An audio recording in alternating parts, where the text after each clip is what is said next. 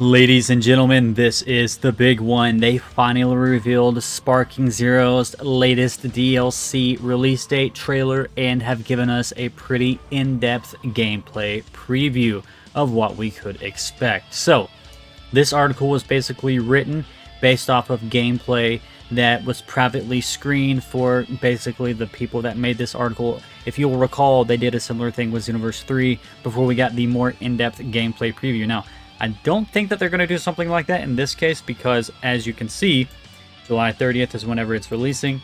So I guess this was just a small gameplay preview for the website exclusively, and then we'll get a better look whenever the game, or the DLC I should say, officially releases. But luckily, this article is pretty in-depth and gives us all the details we need to know about the new mode, things like that. So without further ado, let's get into it.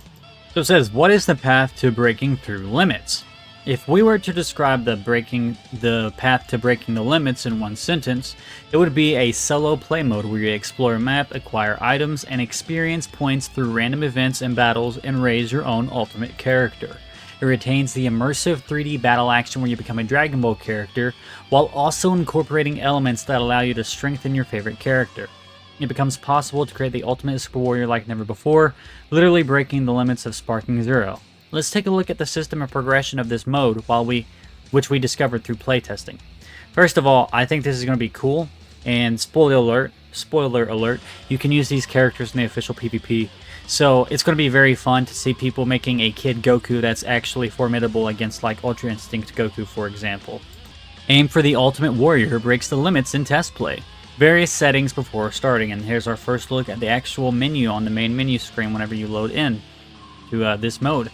Now let's actually start playing the new mode.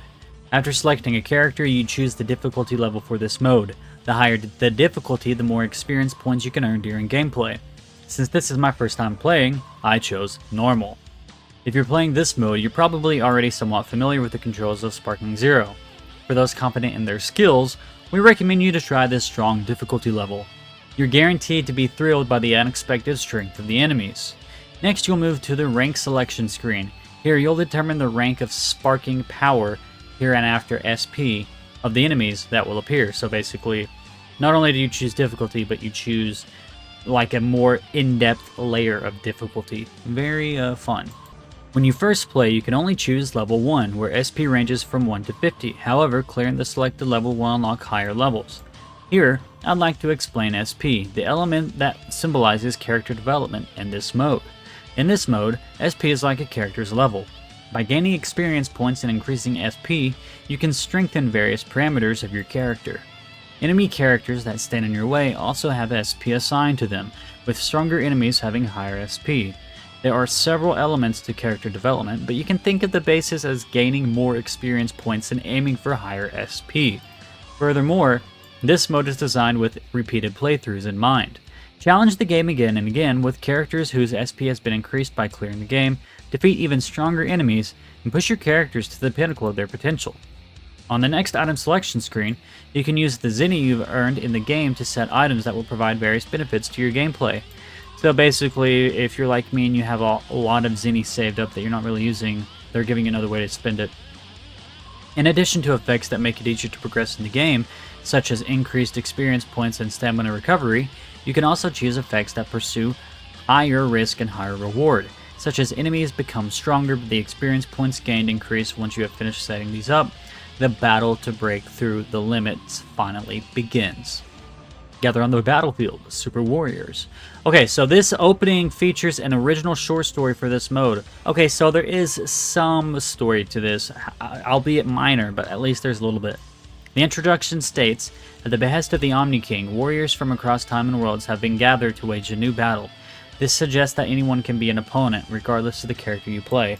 I love whenever they use this logic for basically any Dragon Ball game, whether it's Dragon Ball Legends or you name it, you know, like just characters from across time gathered to like the world for whatever reason. That's fun. Always like that. Furthermore, training results are shared across different forms of the same character. For example, if you train Super Saiyan Goku, the parameters of Super Saiyan Goku will also be strengthened accordingly, so training is never wasted no matter which form you start with. That's confusing. Okay, so this is what's translated from Japanese to English. I'm assuming this just means Goku Super. So all the forms of Goku Super will basically act like the same character. Even though they like to advertise all these 4 characters as different characters, essentially they are for this mode. Okay. Then here's a preview of the map. You can see Daima Goku, Grandpa Gohan, Android 13, Pan, and interestingly enough, Pan has the highest SP, so that's a really fun way they're doing it. So like they said, you could have characters like Pan who are traditionally not the strongest, and she's outranking Android 13 and Daima Goku, so that's fun. That's pretty fun. When the game starts, you are taken to the world map screen. Selecting an icon square on the map triggers a battle or event, and 1 turn passes. Selecting an icon square on the map triggers a battle or event, and 1 turn passes. You clear the stage by defeating the final boss waiting on the 10th turn, but if your HP runs out and you are defeated along the way, it's game over. Up to this point, the game doesn't seem particularly complex, but what brings a deep strategic element to this mode is the presence of stamina. Okay, yeah, so it's basically health. The bar displayed below Goku is his stamina. And they got Senzu Beans, so that's cool. I'm assuming that will replenish the stamina. Stamina is consumed by moving around the world map, and the longer the distance traveled, the more stamina is consumed. Most importantly, the system determines the player's HP at the start of a battle based on their remaining stamina. According to the producer's explanation, if your stamina is low, you will start the battle with reduced HP. In other words, if you enter a battle with your stamina at its lowest, you could be hit by an enemy combo and get a game over in 1 hit. A truly desperate situation. You might think, then why not just conserve stamina and only travel short distances? But stamina has another important element that troubles players. That is, a bonus is applied to the experience points gained at the end of a battle based on your remaining stamina. For every 1 stamina consumed, a 1% experience point bonus is added. For example, if your maximum stamina is 100 and your current stamina is 50, and you win a battle, your experience points will be 50% higher than usual. Very fun, okay. This is a screen for turn 3. After moving, stamina decreases to 48, 52 consumed, so the experience point bonus is displayed as a 52% increase, or 152 plus. Okay, so yeah, very basic concept, easy to understand. Honestly, I think I'll actually play this mode quite a bit. It actually does look more fun than I expected. The more dire the situation, the stronger you can become by overcoming fierce battles. This characteristics of the Saiyans, so typical of Dragon Ball, is cleverly incorporated into the stamina system, which I found truly impressive. Will you strategically plan your turn by conserving stamina at a nearby event square to prepare for the next mid-boss battle? Or will you deliberately use up your stamina to the very limit, facing a powerful enemy with your back against the wall to gain a massive amount of XP? Assessing your own play skills and the map situation, and strategically managing your stamina will be the key to success. So the event square, I think that's this, like the 3 dots basically, I think, unless it's the question mark. Okay, and here we go here. This is the screen for turn 6. The player's judgment is put to the test. Fight nearby enemies while conserving stamina, or move further away to trigger an event. So yeah, the 3 dots looks like those are the events. This explanation has become a bit long, but there's no doubt that this tense feeling of stamina management is the real appeal of this mode. Strengthen your characters through events and battles. Now returning to the playtesting process, various squares are placed on the map each turn, and selecting them advances the turn. There are 3 main types of squares on the map. Okay, here we go. Event squares. Conversation events occur and you can obtain enhancement items called battle skills. Battle squares. You fight enemies of strength according to your, or corresponding to your SP. This is the main way to gain experience points. Question mark squares. It's unpredictable what will happen, such as battles or conversations. This is a gamble element to aim for a lucky break in character development. Okay, so that's cool. So essentially, you're in for a good time no matter what you go with. If you're really wanting to test the limits, you could go to the question mark. But I guess the event squares seem like they're pretty positive since you get items. Furthermore, the types and arrangements of squares on the map are updated each turn, allowing for a fresh route selection every time. And obviously, I think they're going to be random. On the 6th turn, selecting an event square triggered a conversation event with Master Roshi, who then bestowed upon me the tips for fighting. So yeah, there is some narrative element to this. So I was complaining that they haven't added any new story DLC, but this at least does have some sort of narrative element with like dialogue from characters. I doubt it'll be voiced that much, if at all. Maybe just regular grunts and stuff, but Still, interesting nonetheless. Battle skills are positioned like performance items in this mode, and equipping them to a character can boost their performance. Like I said, that's going to be one of the more fun things from this mode, is actually playing characters that are traditionally weak and having them be strong. While the main effect is fixed for each character that bestows it, the up to 3 sub-effects are completely random in both content and level. The enjoyment of obtaining battle manifestations that match your training strategy and playstyle is an essential element in aiming to become your ideal super warrior. The equipment slots for battle skills expand each time a character's SP exceeds a certain value. In the test play, the second slot was unlocked when SP reached 10, so keep raising your SP to expand your strengthening options. In Battle Square, you can enjoy thrilling battles against powerful enemies. Since the purpose of this mode is character development through solo play, there are no major differences in system from other modes, except that you cannot switch to other characters. I guess that's okay. I like how Sparking Zero lets you switch between characters. I feel like that's one of the main draws of the game.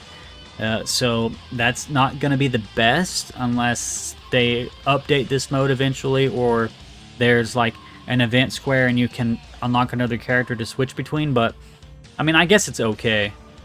Okay. Your SP increases each time you defeat an enemy and gain a certain amount of XP. You can then allocate the points you earn to strengthen your character's various parameters. Okay, so a stat system, that makes sense. So they're basically adding an RPG element. Character enhancements can be performed on the results screen after a battle. There are a total of 6 types of items that can be assigned.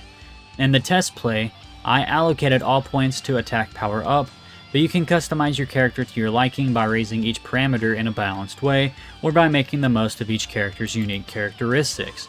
In addition to the experience point bonus from stamina reduction mentioned earlier, you can also get a large experience point bonus by defeating enemies with higher SP than yourself. Challenging stronger enemies without fear of risk is the quickest way to raise your SP. How you push beyond your limits, along with stamina management, is where the player's skill will be put to the test.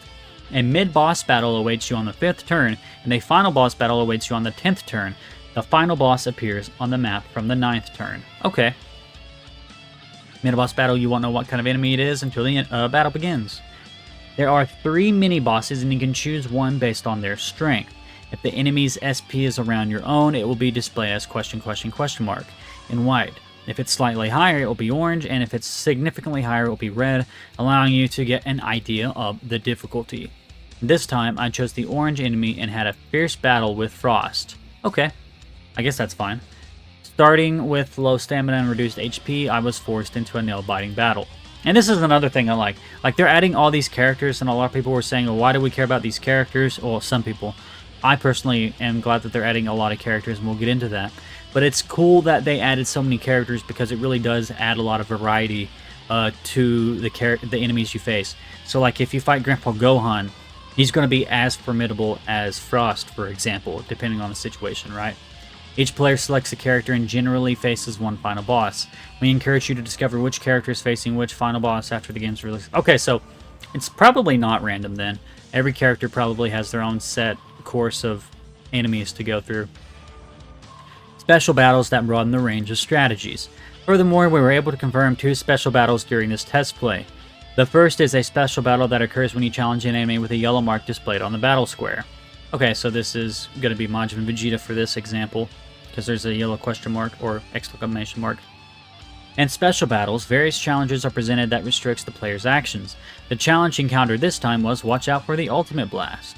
In this challenge, the ultimate blast, which is normally only usable in sparking mode, can be used by enemies in their normal state if certain conditions are met.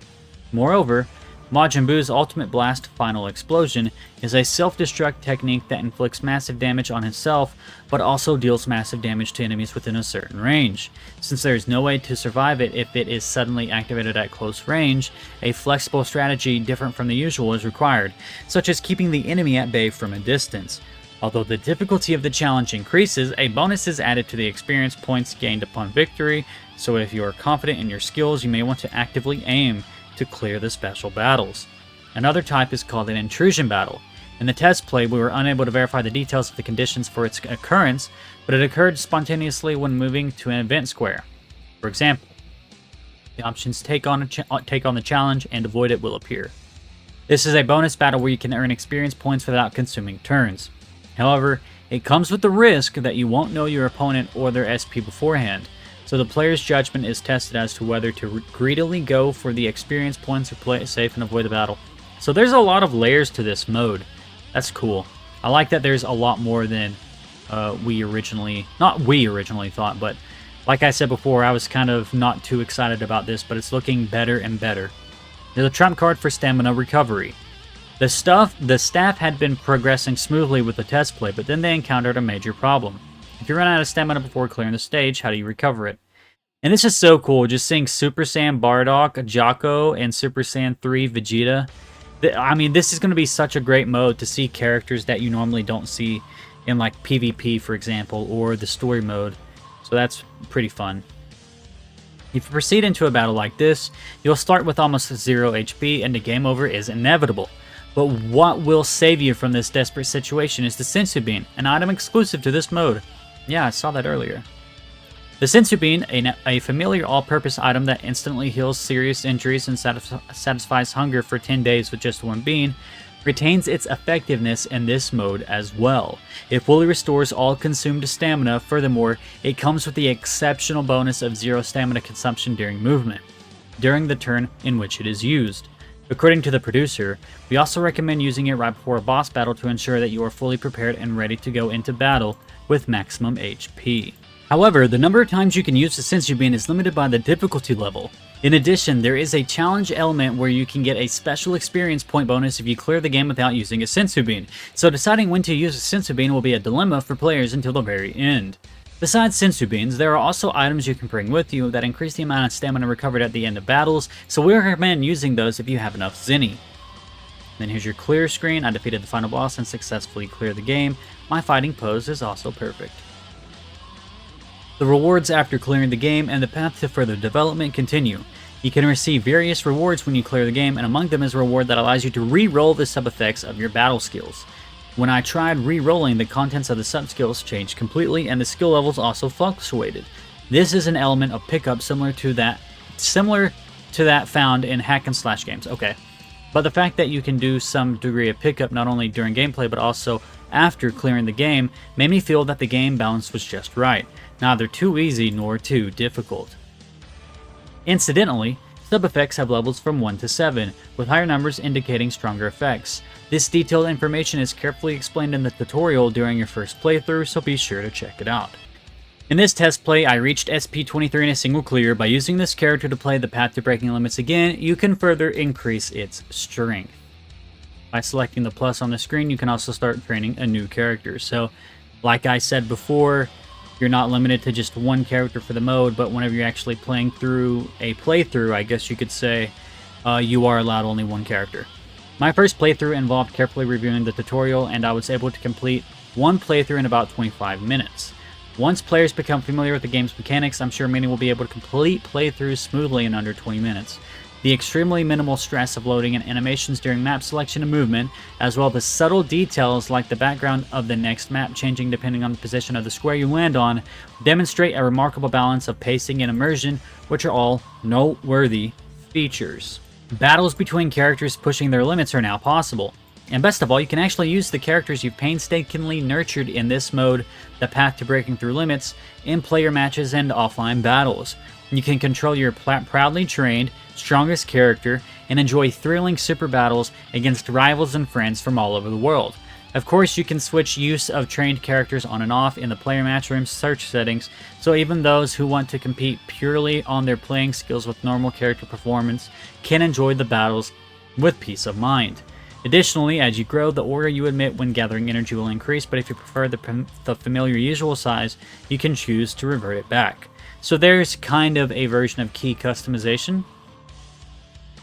Lastly, the new mode, Path to Limit Breaking Neo, retains the overwhelming exhilaration and intensity of the battles that Dragon Ball Sparking Zero boasts, while incorporating the new element of training and strengthening. I felt that players who have played the game extensively up until now will be able to immerse themselves even more. Furthermore, this massive DLC, Limit Breaking Neo, includes many additional elements that cannot be covered in this play report.